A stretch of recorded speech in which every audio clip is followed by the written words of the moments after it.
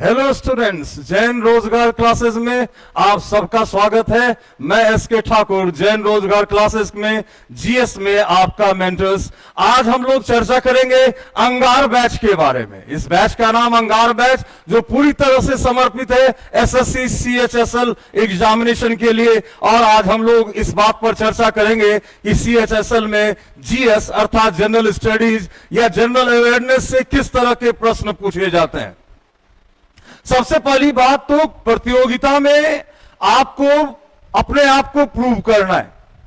क्या पढ़ना है यह जानना बहुत ही जरूरी है, मगर क्या नहीं पढ़ना है यह जानना उससे अधिक जरूरी है, क्योंकि आपका टारगेट एग्जामिनेशन को पास करना, अपने लक्ष्य को प्राप्त करना है। तो आज हम लोग चर्चा करेंगे सीएचएसएल एग्जामिनेशन में जीएस के पार्ट का, जहां से लगभग 25 क्वेश्चंस पूछे जाते हैं और हर एक क्वेश्चन में के 2 मार्क्स होते हैं। तो चलिए आइए आज हम लोग चर्चा करें। सबसे पहले सीएचएसएल में जो 25 क्वेश्चन आते हैं जनरल अवेयरनेस और जनरल नॉलेज से, जनरल स्टडीज का भी कुछ क्वेश्चन वहां आता है, वो उसमें कहां से किस तरह के प्रश्न पूछे जाते हैं। तो सबसे पहले हम बात करें कल्चर एंड इंडियन हिस्ट्री, जहां से लगभग 2 से 4 प्रश्न पूछे जाते हैं। जैसा कि आपको पता है कि कल्चर मतलब भारतीय संस्कृति की जो विविधताएं हैं, हमारे भारतीय संस्कृति की सबसे बड़ी विशेषता है एकता में अनेकता और अनेकता में एकता। तो इसके बारे में भारतीय संस्कृति से रिलेटेड प्रश्न पूछे जाएंगे। और दूसरा Indian history, culture is a part of Indian history. Indian history को 3 भाग में बांटा गया है: प्राचीन भारत का इतिहास, मध्यकालीन भारत का इतिहास और आधुनिक भारत का इतिहास, अर्थात ancient India, medieval India and modern India. बहुत डिटेल में नहीं जानना, लेकिन ये तीनों इतिहास का जो खंड है, एंशिएंट, मेडिएवल और मॉडर्न की जो इंपॉर्टेंट घटनाएं हैं, जो बहुत ही महत्वपूर्ण घटनाएं हैं, वहां से प्रश्न पूछे जा सकते हैं। नॉर्मली ऑब्जेक्टिव पैटर्न पे जो प्रश्न पूछा जाता है वो 2 तरह से प्रश्न पूछा जाता है। पहला तो कंसेप्ट से क्वेश्चंस आएगा, मतलब अवधारणा से प्रश्न पूछे जाएंगे। जैसे अगर पूछ दिया कि बौद्ध धर्म के दर्शन को क्या कहते हैं, तो प्रतीत समुत्पाद कहते हैं। यह अवधारणा से प्रश्न है। और दूसरे तरह का जो प्रश्न होता है वो तथ्य से अर्थात फैक्ट से क्वेश्चन पूछे जाते हैं। तथ्य से प्रश्न पूछे जाते हैं। जैसे अगर ये पूछ दे कि पलासी की लड़ाई कब हुई, 1757 में, या ये पूछ दे कि ब्रिटिश इंडिया में ड्रेन ऑफ वेल्थ कब से शुरू हुआ, भारत से धन का निर्गमन कब से प्रारंभ हुआ, तो आप बताएंगे 1757 से, पलासी के युद्ध के बाद से। तो जो अधिक क्वेश्चन खासकर हिस्ट्री सेक्शन से, कल्चर सेक्शन से जो अधिक क्वेश्चन पूछे जाते हैं वो मॉडर्न इंडिया से पूछे जाते हैं, लेकिन प्राचीन भारत के इतिहास से भी और मध्यकालीन भारत की भी जो महत्वपूर्ण घटनाएं हैं उससे आपको अवगत होना होगा। यहां से 3 से 4 प्रश्न, मैक्सिमम 4 प्रश्न तक इंडियन हिस्ट्री सेक्शन से आपसे पूछा जाएगा। लेकिन आपको पढ़ाई पूरी करनी है, तमाम महत्वपूर्ण घटनाओं के बारे में आपको जानकारी होनी चाहिए। दूसरा सेक्शन हम देखते हैं ज्योग्राफी, भूगोल। इसमें खासकर भारत के भूगोल से, इंडियन ज्योग्राफी से प्रश्न पूछे जाने की प्रवृत्ति अधिक होती है। नदी तंत्र से जितनी भी परियोजनाएं हैं, कोई अनुसंधान केंद्र है, तो खासकर इंडियन हिस्ट्री से अधिक प्रश्न, और वर्ल्ड ज्योग्राफी से भी जो महत्वपूर्ण पर्वत श्रृंखलाएं हैं, जो महत्वपूर्ण नदियां हैं, दर्रा है, इन सब से रिलेटेड, ज्वालामुखी है, इन सब से रिलेटेड प्रश्न पूछे जाएंगे भूगोल सेक्शन, ज्योग्राफी सेक्शन से। इन्वायरमेंट हालांकि ज्योग्राफी का ही पार्ट है, लेकिन इन्वायरमेंट से भी, क्योंकि अब बहुत ही सेंसिटिव सेक्शन है ये, पूरा विश्व इन्वायरमेंट को बचाने के लिए तत्पर है और कई योजनाएं चल रही हैं राष्ट्रीय स्तर पर, अंतर्राष्ट्रीय स्तर पर। तो हम लोग इन्वायरमेंट के सेक्शन से भी देखेंगे, जो महत्वपूर्ण सूचनाएं हैं वो हम लोग इसके प्रति ज्ञान प्राप्त करेंगे। नेक्स्ट जो सेक्शन है इसका वो है इकोनॉमी, अर्थव्यवस्था। इंडियन इकोनॉमी से प्रश्न पूछे जाते हैं। यहां से अच्छा खासा प्रश्न आता है, कभी कभी 2 या 3 प्रश्न भी आता है। इंडियन इकोनॉमी को करंट से अटैच्ड करके आपको पढ़ना है। जैसे नेशनल इनकम किसको कहते हैं, ऑप्शन 4 ऑप्शन आ गया, जीडीपी को, जीएनपी को, एनडीपी को, एनएनपी को। या यह प्रश्न पूछा जा सकता है कि भारत के राष्ट्रीय आय की गणना, नेशनल इनकम की गणना कौन करता है।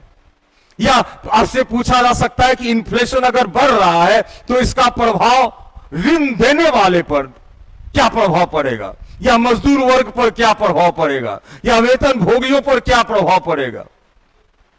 ह्यूमन डेवलपमेंट इंडेक्स के बारे में आपसे पूछा जा सकता है कि विश्व में एसडीआई में विश्व में पहला स्थान किस देश का है, या भारत किस स्थान पर है। तो इंडियन इकोनॉमी का जो हर एक आयाम है, चाहे वो मनी मार्केट हो, कैपिटल मार्केट हो, बैंकिंग सिस्टम हो, शेयर मार्केट है, बजट है, इन सब के विषय में जानकारी आपको हासिल करना है इंडियन इकोनॉमी के अंतर्गत। और यहां से भी लगभग 1 से 3 क्वेश्चन पूछे जाते हैं, जो इंपॉर्टेंट बातें हैं, जो महत्वपूर्ण बातें हैं। इसलिए तो इसको सामान्य अध्ययन कहा जाता है कि एटलीस्ट इतनी जानकारी आपको होनी चाहिए। नेक्स्ट सेक्शन हम देखेंगे सीएचएसएल एग्जामिनेशन के लिए कि कहां से और प्रश्न आता है। That part is Indian polity, अर्थात भारतीय राज व्यवस्था। जिस देश में आप रहते हैं उस देश के शासन व्यवस्था के बारे में, उस देश के संविधान के बारे में आपको जानकारी होनी चाहिए। जो शासन व्यवस्था के तीनों अंग हैं, 3 organs of any ruling system is first विधायिका, लेजिस्लेशन जो कानून बनाती है, दूसरा कार्यपालिका, एक्जीक्यूटिव बॉडी जो उस कानून का क्रियान्वयन करती है, और तीसरा जुडिशियल सिस्टम अर्थात न्यायपालिका। इन तीनों के मिलने से कोई रूलिंग सिस्टम बनता है। और जैसा कि आप जानते हैं कि भारत में जो सर्वोच्च स्थान प्राप्त है वो हमारे संविधान को प्राप्त है। तो संविधान से संबंधित जो महत्वपूर्ण बातें हैं, शासन व्यवस्था से संबंधित जो महत्वपूर्ण बातें हैं, वो हम लोग जानेंगे इंडियन पॉलिटी सेक्शन के तहत। जैसे मौलिक अधिकार, पूछ देगा कि शिक्षा के अधिकार को मौलिक अधिकार में किस अनुच्छेद के तहत जोड़ा गया है, जिसका आंसर होगा अनुच्छेद 21A। या प्रेस की स्वतंत्रता मौलिक अधिकार में कहां निहित है, इस तरह से प्रश्न पूछे जा सकते हैं। या राष्ट्रपति का चुनाव किस आधार पर होता है, यह आपसे पूछा जा सकता है। भारत में कार्यपालिका का, एग्जीक्यूटिव बॉडी का प्रधान कौन होता है, यह आपसे पूछा जा सकता है। भारत में किस स्टेट में, किस राज्य में पहली बार पंचायती राज व्यवस्था शुरू की गई, दूसरी बार किस राज्य में शुरू की गई। अगर बिहार से है या बिहार का कोई एग्जाम दे रहे तो बिहार में कब इसका पंचायती राज व्यवस्था प्रारंभ हुआ, कितने स्तर का त्रिस्तरीय पंचायती राज व्यवस्था है क्या। सबसे पहले पंचायती राज व्यवस्था में जो ब्लॉक मॉडल अपनाया गया था वो किस देश से अपनाया गया था, अमेरिका से अपनाया गया था। इस तरह के प्रश्न आपको अपने देश के शासन व्यवस्था के बारे में, अपने देश के संविधान के बारे में एक जानकारी होनी चाहिए, ज्ञान होना चाहिए। यहां से भी लगभग 2 से 3 प्रश्न पूछे जाने की संभावना सीएचएसएल के एग्जामिनेशन में होता है। 25 प्रश्न ही पूछे जाते हैं, लेकिन आपको अध्ययन थोड़ा सा अधिक करना होता है इस 25 प्रश्न में अच्छा मार्क्स लाने के लिए। और केवल महत्वपूर्ण बातें जो जिसके बारे में जानकारी बिल्कुल आपको होनी चाहिए, चाहे वो इतिहास के संदर्भ में हो, चाहे भूगोल के संदर्भ में हो, चाहे आपके संविधान के संदर्भ में हो, चाहे आपके देश के अर्थव्यवस्था के संदर्भ में हो।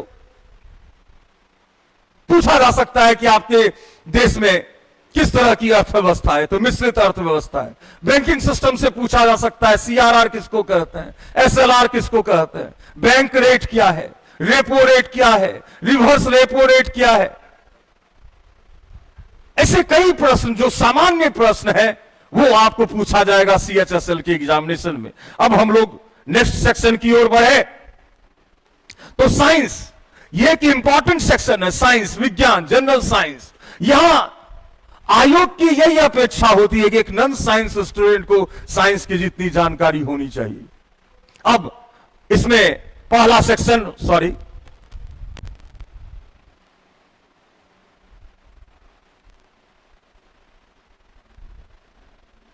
पहला सेक्शन हम लेते हैं फिजिक्स को।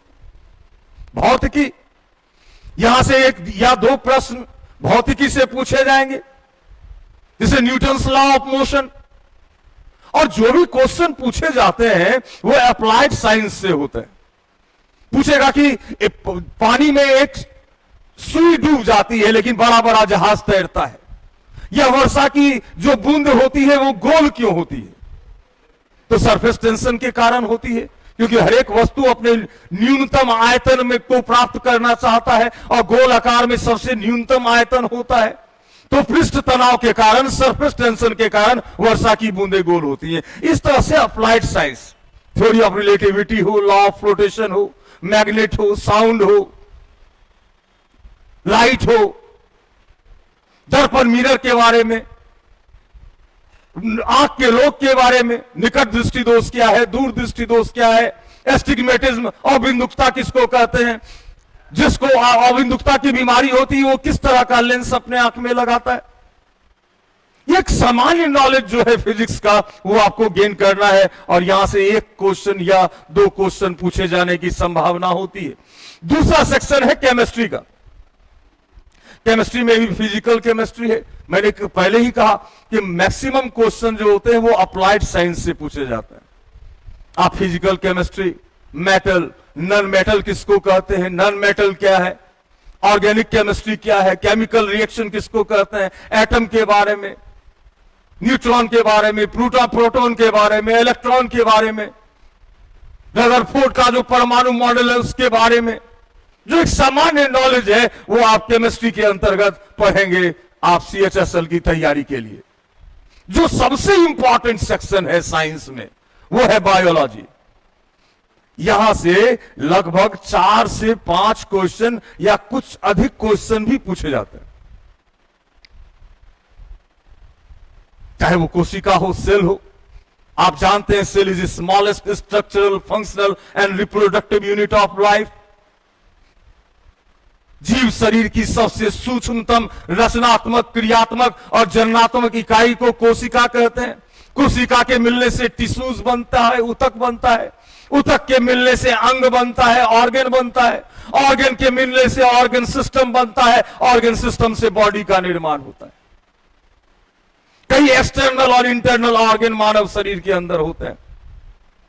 ब्रेन कैसे काम करता है, आंख कैसे काम करता है, हार्ट कैसे काम करता है। पूछ देगा सबसे बड़ा अंग मानव शरीर का कौन सा है, लीवर किस ढंग से काम करता है, किडनी किस ढंग से काम करता है, ब्लड क्या है, ब्लड ग्रुप क्या है। ये एक सामान्य नॉलेज।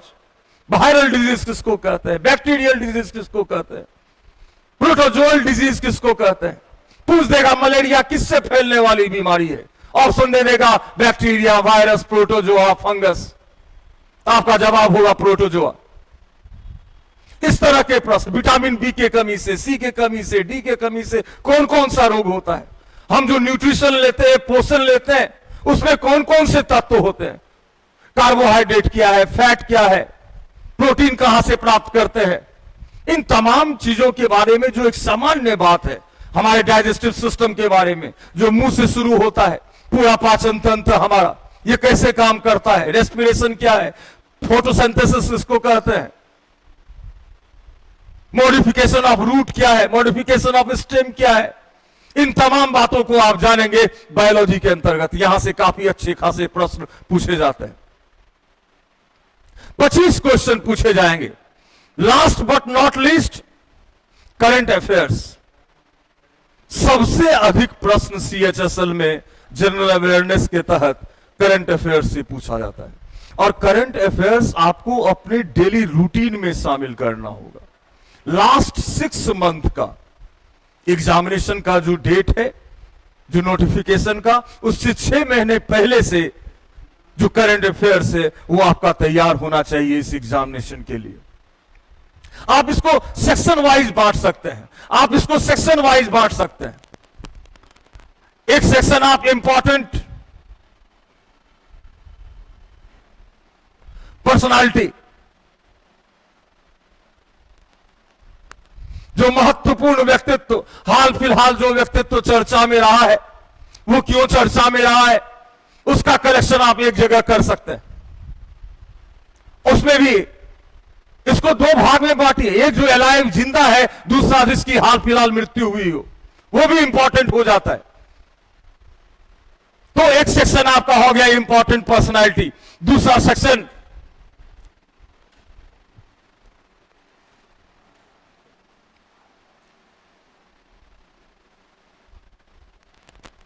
इंटरनेशनल अफेयर्स, अंतरराष्ट्रीय घटनाक्रम। अंतरराष्ट्रीय स्तर पर जो भी बैठक हुई है या कोई घटना हुई है, जैसे रूस और यूक्रेन के बीच वार हो रहा है, यह वार किस दिन प्रारंभ हुआ, इस तरह की जो घटनाएं हैं जो अंतरराष्ट्रीय स्तर पर घटती हैं, जो लास्ट 6 मंथ का, वो आप बहुत ही इंपॉर्टेंट हो जाता है और वहां से प्रश्न पूछे जाने की संभावना होती है। तीसरा,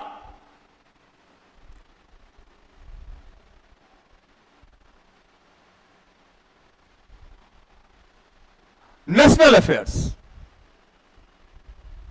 नेशनल अफेयर्स, राष्ट्रीय घटनाक्रम, राष्ट्रीय लेवल पर जो महत्वपूर्ण बातें हैं, जैसे अभी इलेक्शन, लोकसभा चुनाव, कितने चरण में चुनाव, यह पूछा जा सकता है आपसे।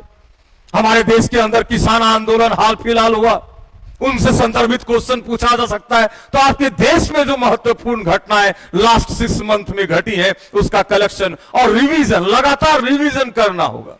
एक बार पढ़ने से नहीं होता, बार बार उस चीज को रिवीजन कीजिए, यह बहुत ही जरूरी होता है। इससे वो तथ्य आपके दिमाग में रहेगा। तो एक सेक्शन इसका हो गया नेशनल अफेयर्स का। Next section, very important section, that is sports. यहां से एक दो प्रश्न पूछने की निश्चित रूप से संभावना होती है।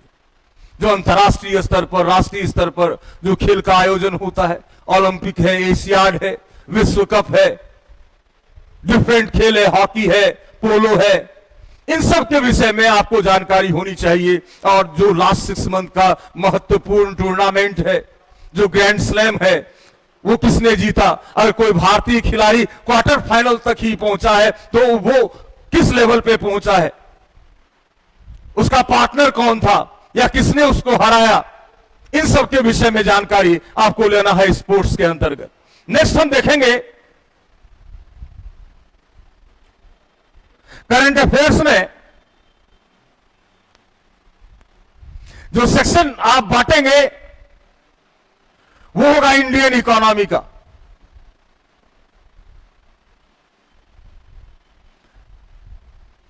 भारतीय अर्थव्यवस्था से रिलेटेड बातें, जो भारत सरकार का कोई योजना है, सीआरआर को मान लीजिए सरकार ने, रिजर्व बैंक ने घटा दिया, तो अभी सीआरआर कितना है, एसएलआर कितना है, मॉनेटरी पॉलिसी के तहत कोई डिसीजन लिया गया हो, नोटबंदी का मामला हो, जो भी महत्वपूर्ण घटना इंडियन भारतीय अर्थव्यवस्था से रिलेटेड, कौन बैंक सबसे अधिक मुनाफे में रहा है, इन सब के बारे में आपको जानकारी होनी चाहिए।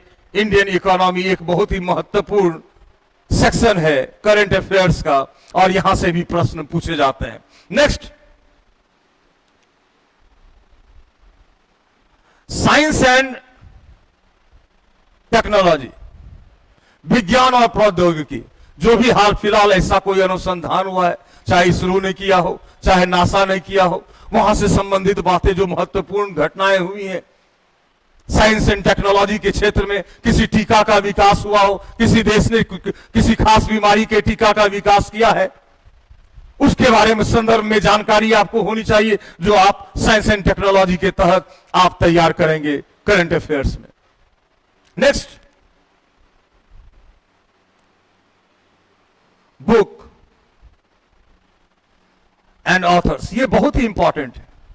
हाल फिलहाल जो किताब चर्चा में रही है, किसी किताब को बुकर अवार्ड मिला है, या कोई बहुत अधिक चर्चा में किसी पॉलिटिशियन ने कोई किताब लिखा है हाल फिलहाल जो चर्चा में है, वहां से प्रश्न पूछे जाने की बहुत अधिक संभावना होती है। इसलिए बुक एंड ऑथर्स एक इंपॉर्टेंट सेक्शन हो जाता है करंट अफेयर्स में। नेक्स्ट सेक्शन हम इसका देखेंगे, प्राइज एंड अवार्ड्स। अंतर्राष्ट्रीय स्तर की बात हो, नोबेल प्राइज की बात हो, या राष्ट्रीय स्तर पर दिए जाने वाले पुरस्कार की बात हो, चाहे राष्ट्रीय फिल्म पुरस्कार की बात हो, प्राइज एंड अवार्ड से जो लास्ट 6 मंथ में जो इंपॉर्टेंट प्राइज एंड अवार्ड्स हैं, वो किसको दिया गया, किस क्षेत्र में दिया गया, इससे संबंधित जानकारी आपको होनी चाहिए और यहां से प्रश्न पूछे जाने की बहुत अधिक संभावना होती है। अब हम लोग देखेंगे कि करंट अफेयर्स में और कहां से प्रश्न पूछे जा सकते हैं। फेस्टिवल एंड कॉन्फ्रेंस, राष्ट्रीय स्तर पर, अंतर्राष्ट्रीय स्तर पर कोई फेस्टिवल का या कॉन्फ्रेंस का, कोई अंतर्राष्ट्रीय संगठन जितना है उसकी बैठक कहां हुई है, उसका महत्वपूर्ण मुद्दा क्या था, भारत की तरफ से भाग लेने के लिए कौन गया, कहां इसकी बैठक हुई, इन सब के विषय में आपको जानकारी होनी चाहिए और यहां से भी अधिक प्रश्न आते हैं। नेक्स्ट हम लोग देखेंगे कमिटी और कमीशन। भारत सरकार कई तरह के कमिटी या कमीशन का गठन करती है किसी खास उद्देश्य से। तो वो कमिटी, कोई भी कमिटी, चाहे बैंकिंग सुधार के लिए हो, चाहे भारत के अर्थव्यवस्था के लिए हो, या गरीबी उन्मूलन के लिए हो, या एग्रीकल्चर के क्षेत्र में योगदान के लिए हो, तो उस कमेटी के अध्यक्ष कौन है या उस कमेटी किससे रिलेटेड कमेटी है, इस तरह से प्रश्न भी पूछे जाते हैं करंट अफेयर्स में। नेक्स्ट, भारत का जो डिफेंस है, रक्षा है, विभाग है, इंडियन आर्म फोर्स से रिलेटेड बातें भी आपसे पूछी जाएंगी। कोई अग्नेयास्त्र तैयार हुआ, कोई टैंक नया बना, या किसी देश के साथ पैक्ट के तहत, संधि के तहत कोई विमान मंगाया गया, इन सब के बारे में भी जानकारी आपको होनी चाहिए और ये एक इंपॉर्टेंट सेक्शन हो जाता है। Next, important year and date.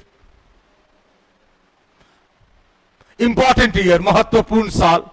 UNO मान लीजिए 2024 को पूछ देगा कौन सा साल घोषित किया है, या विश्व में एड्स दिवस कब मनाया जाता है, 1 दिसंबर को मनाया जाता है, विश्व महिला दिवस कब मनाया जाता है, इस तरह के प्रश्न आपसे पूछे जाएंगे। तो इंपॉर्टेंट डेट एंड ईयर्स भी एक इंपॉर्टेंट सेक्शन है करंट अफेयर्स का। इतनी तैयारी करंट अफेयर्स में आपकी होनी चाहिए और ये एक दिन में नहीं होता। आपको रिवीजन करना है, बार बार रिवीजन करना है, क्वेश्चंस को सॉल्व करना है। जो आपके साथ जैन रोजगार क्लासेस की तरफ से यह व्यवस्था की जाएगी कि रोज करंट अफेयर्स की तैयारी आप करेंगे और जो जहां से क्वेश्चन पूछा जाएगा, जिस कालखंड से जो 6 महीने का, पिछले 6 महीने का क्वेश्चन होगा, उस पर चर्चा होगी, उस पर क्विज का आयोजन होगा। आपके साथ हम लगातार जुड़े रहेंगे करंट अफेयर्स को तैयार करने के लिए। आइए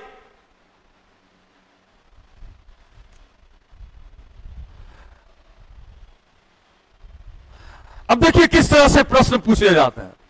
वह कौन सा उपकरण है जो भूकंप की तीव्रता को मापने में मदद करता है? ज्योग्राफी से क्वेश्चन है। इसमें है Mercalli scale, seismograph, Richter scale. उपरोक्त में से कोई नहीं, इसका आंसर हो जाएगा रिक्टर स्केल। अब नेक्स्ट क्वेश्चन को हम लोग देखते हैं। निम्नलिखित में से कौन सा लेख शिक्षा के अधिकार से संबंधित है? यह हमारे भारतीय संविधान के आर्टिकल से रिलेटेड बात पूछ रहा है कि शिक्षा का जो अधिकार है वो किससे जोड़ा गया है संशोधन के बाद। तो इसका आंसर हो जाएगा आर्टिकल 21A। ये इंडियन पॉलिटी से रिलेटेड, भारतीय राज्य व्यवस्था से संबंधित प्रश्न है, या इस तरह के प्रश्न आपको इस टॉपिक से पूछे जा सकते हैं। हम लोग और कुछ प्रश्न की चर्चा करें। किस बंदरगाह को भारत के पहले हरित बंदरगाह के रूप में विकसित कहा जाता है? दीनदयाल बंदरगाह, पारादीप, पोर्ट ब्लेयर और हल्दिया बंदरगाह। तो इसका आंसर हो जाएगा बंगाल का हल्दिया बंदरगाह। यह करंट अफेयर्स रिलेटेड क्वेश्चन है, यह समसामयिकी से संबंधित प्रश्न है। किस शैवाल को अंतरिक्ष शैवाल कहा जाता है? एसिटाबुलेरिया, ग्रेसिलोरिया, क्लोरेला वल्गरिस, बेलोनिया। इसका आंसर हो जाएगा सी, क्लोरेला वल्गरिस। फिर हम लोग नेक्स्ट क्वेश्चन की ओर चले। उस द्वीप का नाम क्या है जो भारत और श्रीलंका के बीच स्थित है? माजुली, कच्चा थीवू, चोराव और मुनरो। ये बहुत ही आसान क्वेश्चन है, इसका आंसर हो जाएगा कच्चा थीवू। ये ज्योग्राफी से संबंधित प्रश्न अभी आपके सामने आपने देखा। भारतीय रिजर्व बैंक के, ये इंडियन इकोनॉमी से रिलेटेड प्रश्न है, भारतीय रिजर्व बैंक के पहले भारतीय गवर्नर कौन है? सीडी देशमुख, सुकुमार सेन, अमर्त्य सेन, सी राजगोपालाचारी। इसका आंसर हो जाएगा सीडी देशमुख। यह भी भारतीय अर्थव्यवस्था से संबंधित प्रश्न है। निम्नलिखित में से किस वर्ष मणिपुर राज्य को अपनी पूर्ण आजीविका प्राप्त होती है? 1 मई 1960, 20 फरवरी 1987, 26 अप्रैल 1975, 21 जनवरी 1972। इसका आंसर हो जाएगा 21 जनवरी 1972। खासकर नॉर्थ ईस्ट स्टेट सिक्किम को भी लेकर किस संविधान संशोधन के तहत सिक्किम को राज्य का, पूर्ण राज्य का दर्जा मिला? इस तरह खासकर नॉर्थ ईस्ट स्टेट के बारे में अधिक प्रश्न पूछे जाने की संभावना रहती है। भूगोल, ये एक प्रश्न इंडियन ज्योग्राफी से रिलेटेड है। कौन सा विटामिन न्यूक्लिक एसिड और लाल रक्त कोशिका, मतलब लाल रक्त मतलब आरबीसी कोशिकाओं के निर्माण में मदद करता है? Vitamin B6, vitamin B3, vitamin B10, vitamin B5। तो इसका आंसर हो जाएगा विटामिन B10। ये भी बायोलॉजी से संबंधित प्रश्न है, कोई भी प्रश्न पूछा जा सकता है। पूछा जा सकता है मानव शरीर का सबसे बड़ा अंग कौन सा है? 4 ऑप्शन होंगे, heart, small intestine, lungs, skin. तो आपका जवाब होगा skin. The largest organ of human body is skin. इस तरह के प्रश्न पूछे जा सकते हैं। हम लोग देखें, चूहों को मारने के लिए अप्लाइड साइंस, चूहों को मारने के लिए निम्नलिखित में से किस रसायन का उपयोग किया जाता है? Magnesium sulphate, calcium carbonate, zinc phosphate. इसका आंसर हो जाएगा जिंक फॉस्फाइड। अप्लाइड साइंस है।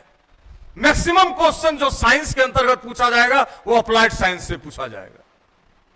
हम लोग अब नेक्स्ट क्वेश्चन को देखें।